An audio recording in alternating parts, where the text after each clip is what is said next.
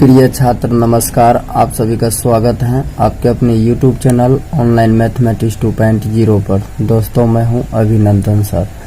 तो आज हम लोग इस वीडियो में पढ़ने वाले हैं एक्सरसाइज 1.3 का यानी NCERT मैथ्स। जो ये क्वेश्चन बता रहे हैं दोस्तों VVI प्रश्न है 2008 से लेकर ये 2020 तक। ऐसा कोई एग्जाम में नहीं ऐसा होगा जो यह प्रश्न पूछा गया होगा। तो आप जरूर इस वीडियो को शुरू से अंत तक देखें और इस सवाल को बनाने के बाद और हम 100% गारंटी देते हैं दोस्तों, अगर हम जो ये सवाल बता रहे हैं अगर आप शुरू से अंत तक देख लेते हैं तो कोई भी सवाल सिद्ध करने वाला क्यों ना हो, आप उसे आसान तरीका से और अपने सरल भाषा में बना सकते हैं और 5 मार्क आसानी से ले सकते हैं। तो चलिए आज हम लोग शुरू करते हैं इस वीडियो में इस सवाल को किस तरह से बनाया जाता है। तो क्वेश्चन दिया है पहला, सिद्ध कीजिए कि √5 एक अपरिमेय संख्या है, पर कैसे। तो ये तो सभी जानते हैं √5 एक अपरिमेय संख्या है, पर कैसे है इसे सिद्ध करके आपको बताना होगा, ठीक है। तो चलिए हम इसे बनाते हैं। तो बनाते क्रम में सबसे पहले हमें क्या करना है, लिखना सॉल्यूशन, ठीक। उनके बाद आपको लिखना होगा यहाँ पर माना कि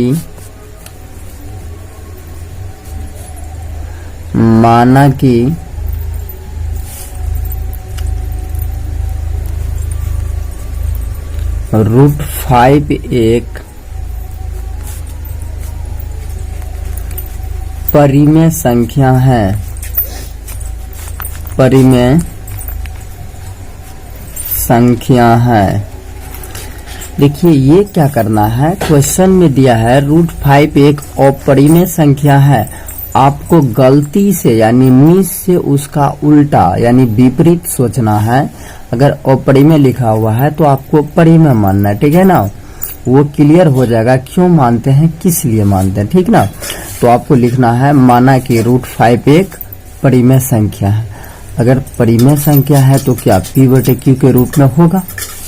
तो यहाँ लिखेंगे बराबर √5 बराबर P/Q होगा, क्योंकि परिमेय संख्या है तो P/Q के रूप में होगा।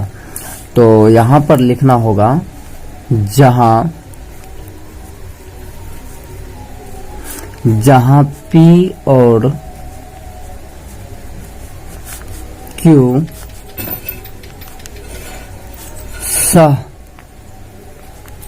अभाज्य संख्या है, सह अभाज्य संख्या है और Q बराबर 0 नहीं है, इतना आपको लिखना होगा। क्या लिखेंगे, अगर P/Q के रूप में होगा तो आपको लिखना होगा जहां P और Q सह अभाज्य संख्या है और Q बराबर 0 नहीं।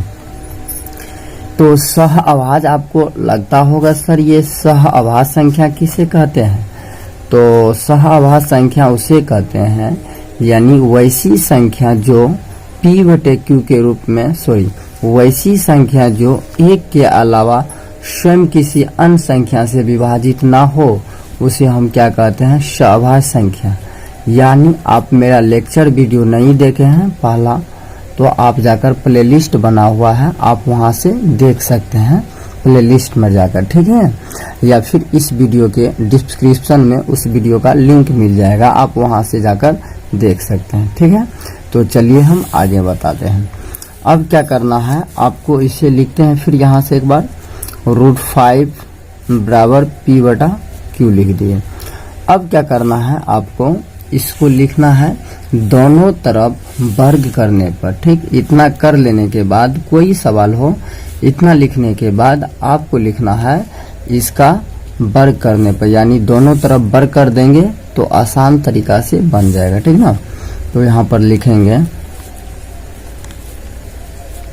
दोनों तरफ वर्ग करने पर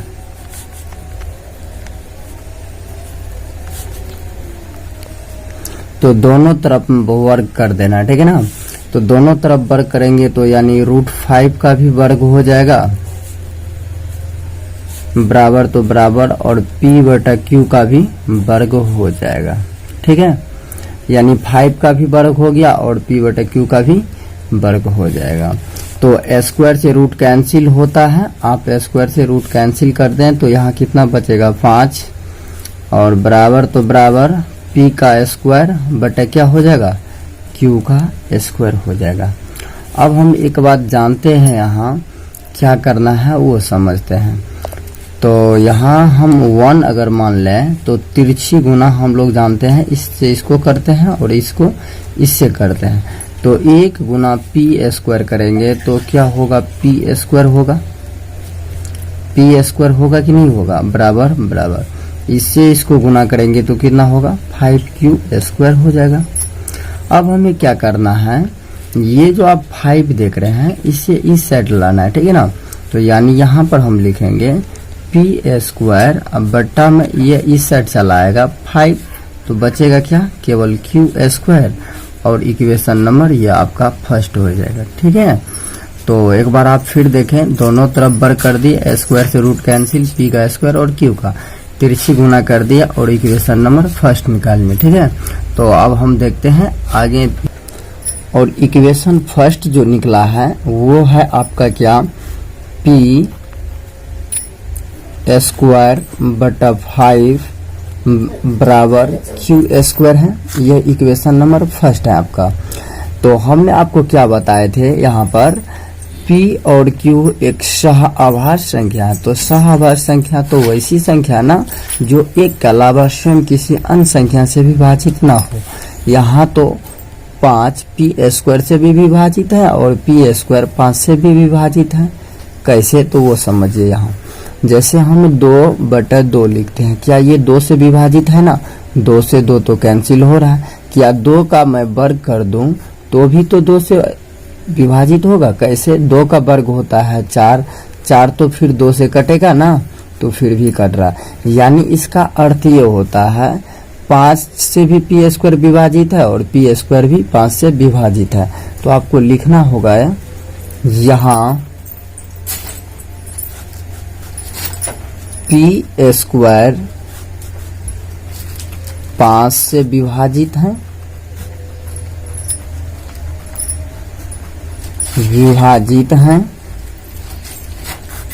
तथा p भी 5 से विभाजित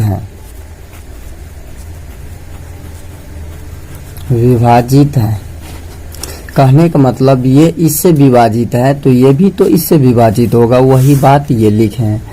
ठीक है, हम जिस तरह से लिख रहे हैं दोस्तों इसी तरह से आपको एग्जाम में लिखना है। अगर अच्छा मार्क लाना है तो मैथ में आप किसी भी सवाल को इसी तरह से बनाएं और आपको पूरे का पूरे मार्क मिलेंगे दोस्तों, कहीं कोई दिक्कत नहीं है। हाँ, हो सकता है भाषा थोड़ा अलग हो जाए, सब टीचर का अलग अलग होता है, वो मान सकते हैं, मगर बनाने का यही रेगुलेटेड है दोस्तों। आप कोई भी सवाल को इस तरह से बना सकते हैं। तो चलिए हम आगे देखते हैं। ये इक्वेशन नंबर फर्स्ट निकाल लें और ये हम भाषा लिख दें। अब क्या करना है, यहाँ पर आपको लिखना पड़ेगा अब p बराबर 5m, यानी 5m रखने पर, क्यों रखें वो समझिए। ये जो हम लिखे हैं अब p बराबर 5m रखने पर, ये रखना है इक्वेशन नंबर फर्स्ट में पुट कर देंगे p का वैल्यू, तो इक्वेशन नंबर हमें सेकंड निकल जाएगा और फर्स्ट और सेकंड से हमें यही स्पष्ट होता है √5 एक अपरिमेय संख्या है। तो अगर मान लेते हैं, अगर यहाँ सवाल में लिखा हुआ रहता है √3, तो यहाँ हम लिखते हैं अब p बराबर √3 रहता तो हम लिखते हैं 3m रखने पर, अगर यहाँ 2 रहता तो हम यहाँ लिखते हैं p बराबर 2m रखने पर। ठीक है, तो जो यहाँ पर रहे इस तरह से आप लिख लेंगे। ठीक, चलिए आगे बढ़ते हैं। तो यहाँ लिखना होगा p का मान समीकरण 1 में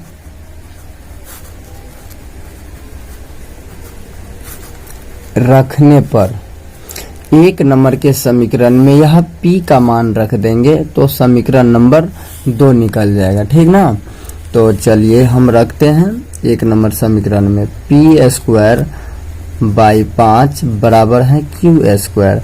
तो p का वैल्यू कितना है 5m है, तो p के जगह पर रखेंगे 5m का स्क्वायर बटा हो जाएगा 5 बराबर क्यू स्क्वायर। तो 5 का स्क्वायर कितना होता है 25 और m है तो m स्क्वायर हो जाएगा बाई 5 बराबर कितना हो जाएगा क्यू स्क्वायर। और 5 से 25 यानी 5 बार में ये कैंसिल हो जाएगा, कैंसिल होगा कि नहीं, 5 बार में तो कैंसिल होगा, इसे कैंसिल कर दिए। और यहाँ आपको बचा कितना 5m स्क्वायर बराबर कितना हो गया क्यू स्क्वायर। अब क्या करना है, ये m को इधर बाहर कर लेते हैं, ठीक है।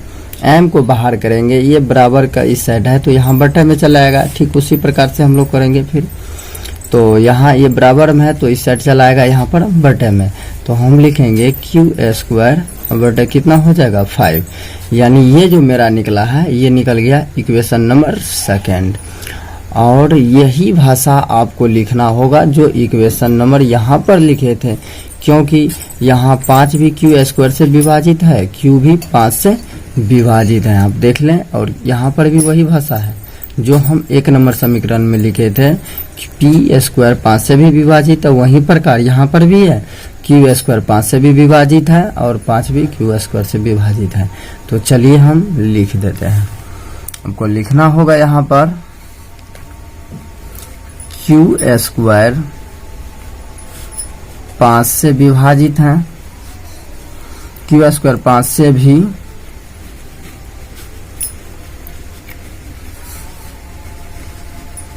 विभाजित है तथा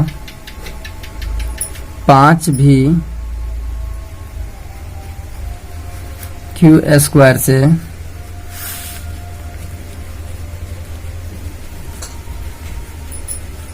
विभाजित हैं।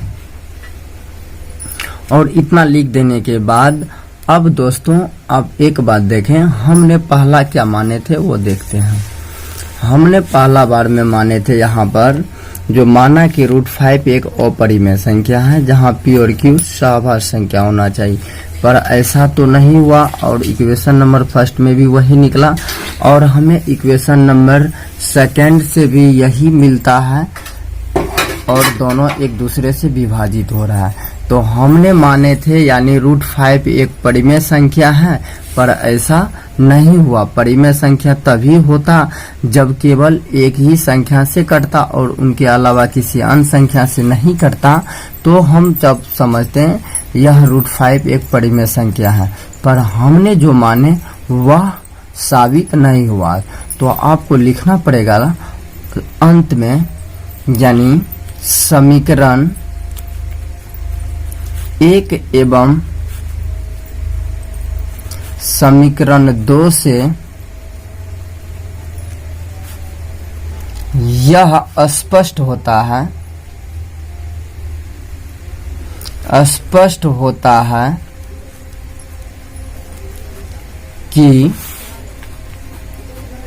√5 एक अपरिमेय संख्या ही होगा। तो दोस्तों मैं उम्मीद करता हूं आप इसे समझ चुके होंगे। आप एक बार फिर से देख लें हमने आपको क्या बताया है। पहले अगर कोई भी सवाल हो तो आपको वही करना है। माना कि √5 एक अपरिमेय संख्या यानी अपरिमेय रहेगा तो परिमेय मानेंगे। यहाँ अगर √7 रहता तो वही करते हैं। फिर इसी तरह से आपको लिखते जाना है, दोनों तरफ वर्ग कर देंगे और यहाँ तिरछी गुना करके इक्वेशन नंबर 1 हमने निकाल ली। उसके बाद समीकरण जो 1 निकलेगा यहाँ पर लिखना है पी स्क्वायर 5 से भी विभाजित और 5 भी क्यू स्क्वायर से विभाजित है, जैसे कि हमने यहाँ पर आपको लिख कर दिखाए हैं। और इसी तरह से आपको लिखना है। फिर उसके बाद अब p बराबर 5m रखने पर अगर 3 रहता तो 3 यहाँ पर लिखते हैं और 7 रहता तो 7 लिखते हैं और p का मान रख देंगे 1 नंबर समीकरण में। तो हमें समीकरण इसी तरह से 2 निकलेगा और यहाँ पर भी वही भाषा लिखना है। क्यू स्क्वायर 5 से विभाजित है, 5 भी क्यू स्क्वायर से विभाजित है।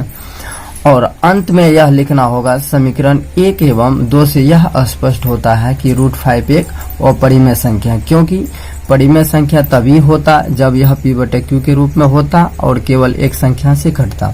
ऐसा तो नहीं हुआ, क्योंकि यह तो 5 से भी विभाजित है और q² से भी विभाजित है, यानी जो हम कल्पना किए थे वह साबित नहीं हुआ, तो लिखना पड़ेगा। अतः समीकरण 1 एवं 2 से यह स्पष्ट होता है कि √5 एक अपरिमेय संख्या है। तो दोस्तों, मैं आशा करता हूं आप इस वीडियो में जो भी जानकारी दी गई है आप इससे संतुष्ट होंगे। अगर यह वीडियो अच्छे लगे तो अपने फ्रेंड के पास, दोस्तों के पास जरूर शेयर करें और जाते जाते दोस्तों एक लाइक तो कर दें, क्योंकि मेहनत तो लगता ही है। अगर अच्छे लगे तो कमेंट जरूर करें, ताकि इस टाइप का वीडियो और सारा आपको मिलेंगे। एनसीईआरटी का A to Z solution. Thank you, video देखने के लिए धन्यवाद।